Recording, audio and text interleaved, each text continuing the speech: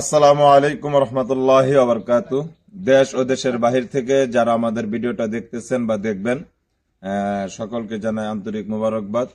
তো আমার পাশে যে দেখতে পাচ্ছেন উনি হলেন হুনুফা খালা। এর আগে আপনার ভিডিওতে দেখেছেন যে আলহামদুলিল্লাহ ইসলামী আন্দোলন বাংলাদেশ নালিতাবাড়ী উপজেলা শাখা ব্যবস্থাপনায় আমরা তাকে এই 4 তারিখে বন্যার পর থেকে খাবার, নগদ কিছু অর্থ দিয়েছি।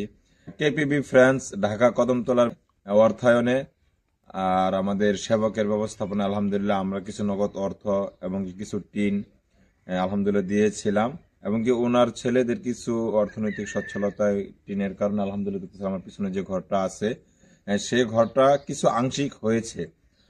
হওয়ার পর থেকে যতটুকু অর্থনৈতিক সচ্ছলতা ছিল আমরা যতটুকু দিয়েছি তা দিয়ে এই পর্যন্ত দাঁড়াইছে।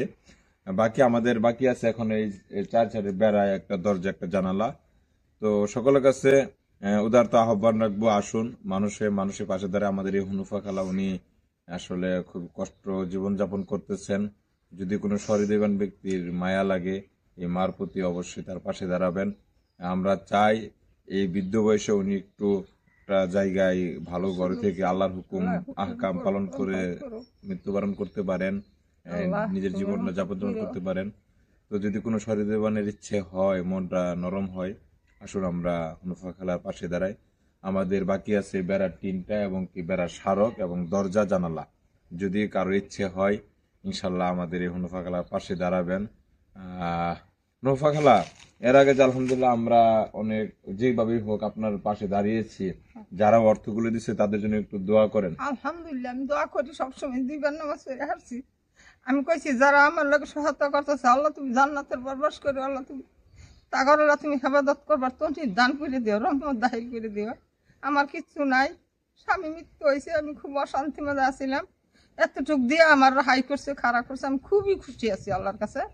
এখন বাদ বাহি যদি আল্লাহ পাকে রহমত করে, আনহারা দিয়ে আমার দিকে একটু দয়া করুন, এটাই আনহার কাছে আমার আকিতি আশা।